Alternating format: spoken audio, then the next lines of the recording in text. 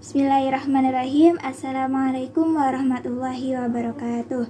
Alhamdulillahirrabbilalamin. Wa bihi nasta'in ala umurid dunia waddin.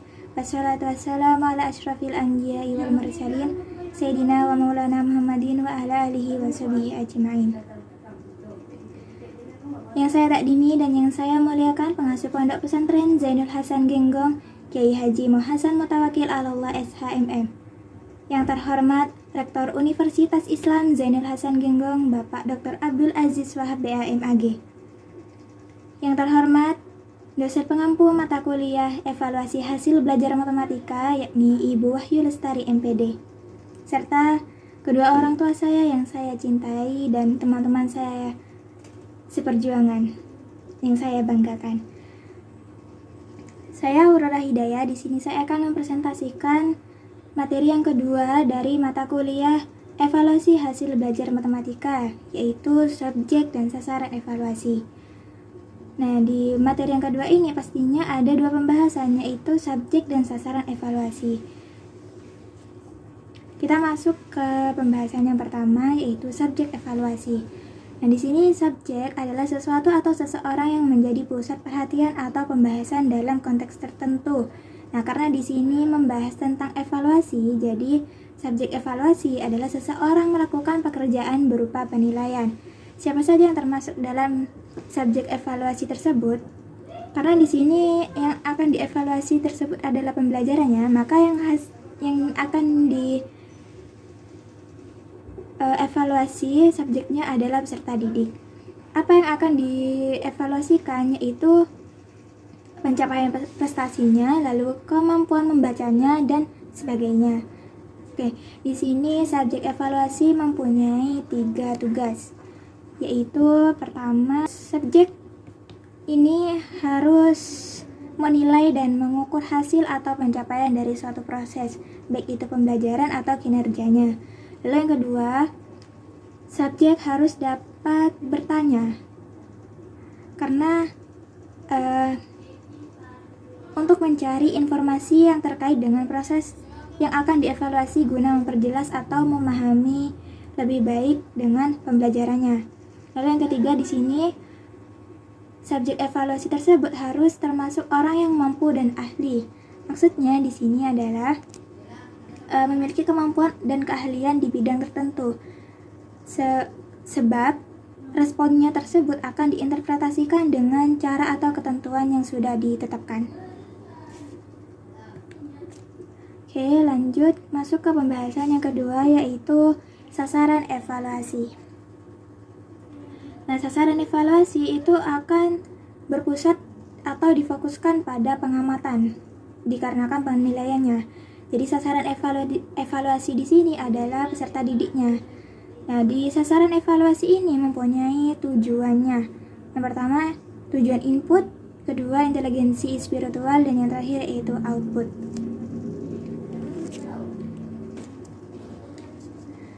Nah, di sini yang maksud input adalah yang mengacu pada segala sesuatu yang masuk atau digunakan sebelum proses belajar atau kegiatan berlangsung.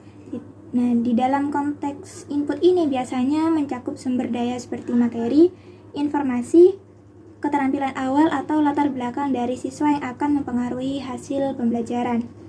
Nah, yang dimaksud inteligensi spiritual, kemampuan seseorang untuk memahami makna hidup atau pembuktian adanya Tuhan yang menciptakan segala alam semesta. Nah, yang ketiga yaitu output. Nah, output di sini maksudnya adalah hasil akhir dari suatu proses dalam hal dari suatu proses. Nah, jadi dalam hal ini hasil dari proses pembelajaran atau kegiatan yang dinilai itu akan di-output.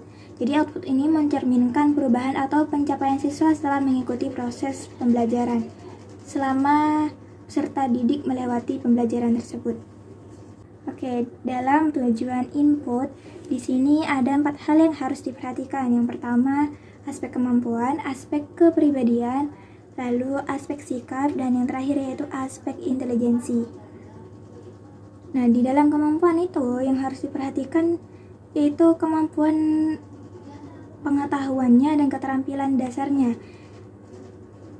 Jadi hal tersebut harus diperhatikan karena dapat mempengaruhi seberapa baik siswa dapat menerima dan memahami materi baru. Lalu aspek yang kedua yaitu aspek kepribadian. Nah, di sini aspek kepribadian termasuk perilaku dan gaya kesehariannya. Jadi harus diperhatikan karena dapat mempengaruhi cara siswa belajar dan berinteraksi dengan orang lain serta bagaimana mereka menghadapi tantangan dalam pembelajarannya. Nah, aspek yang ketiga yaitu aspek sikap, di mana sikap itu mencakup perasaan, jadi harus benar-benar diperhatikan karena sikap yang positif terhadap pembelajaran akan mempengaruhi motivasi siswa untuk belajar dengan lebih baik.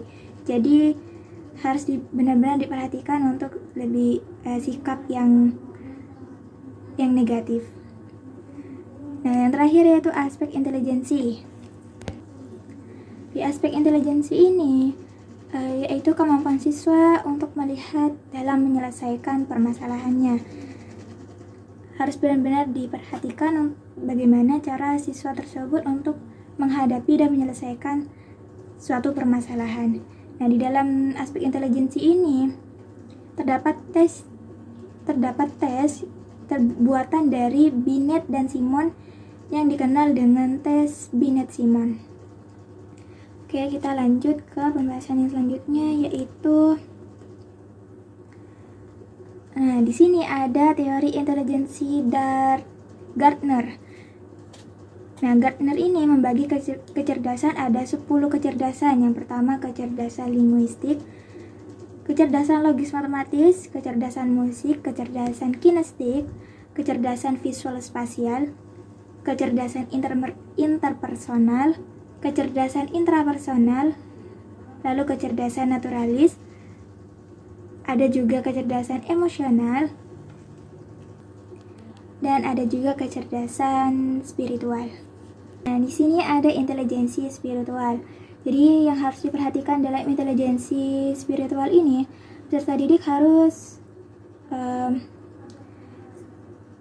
perlu diperhatikan sejauh mana peserta didik tersebut dapat memaknai pembelajaran secara moral dan spiritual, serta bagaimana hal tersebut tercermin dalam sikap mereka atau dari sikap dari peserta didik tersebut.